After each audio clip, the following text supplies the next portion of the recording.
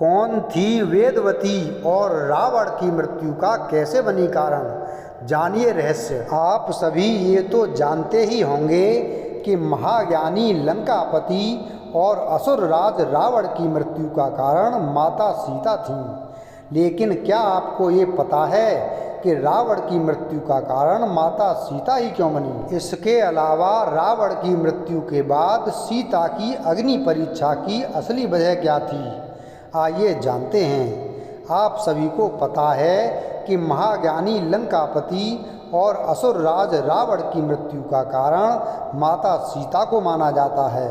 वाल्मीकि रामायण के अनुसार माता सीता के पिछले जन्म को लेकर कुछ जानकारी सामने आई है, जिससे पता चलता है कि माता सीता के पिछले जन्म में दिए गए श्राप के कारण रावण की मृत्यु हुई थी।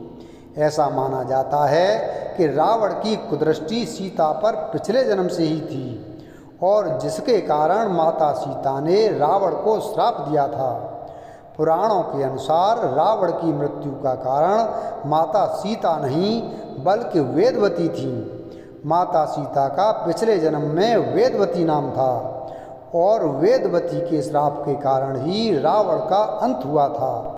बता दें कि राजा कुशध्वज और मालावती की कन्या वेदवती देवी लक्ष्मी के अंश से उत्पन्न हुई थी। वेदवती बचपन से ही तेजस्वी कन्या थी।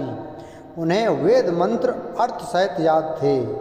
वेदवती भगवान नारायण की परम भक्त थीं और उनसे विवाह करना चाहती थीं।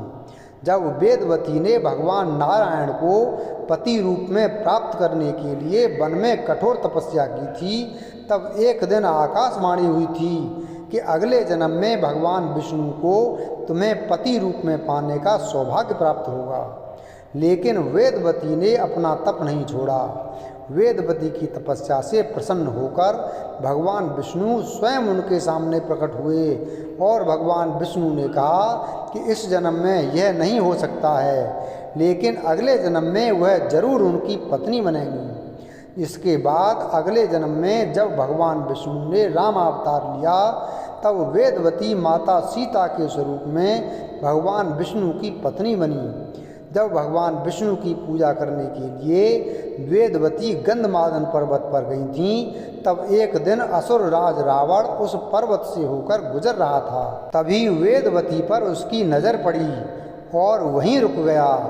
रावण ने वेदवती की सुंदरता पर मोहित होकर विवाह का प्रस्ताव रखा, लेकिन वेदवती ने उसके प्रस्ताव को ठुकरा दिया। विवाह का प्रस्ताव ठुकराने के बाद काम से पीड़ित रावण को क्रोध आ गया और उसने वेदवती के केस पकड़ लिए।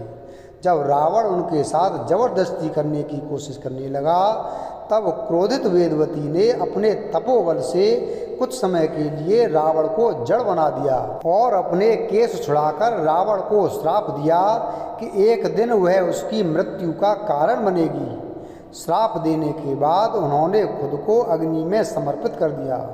इसके बाद अगले जन्म में भगवान विष्णु के वरदान से वेदवती देवी सीता हुई।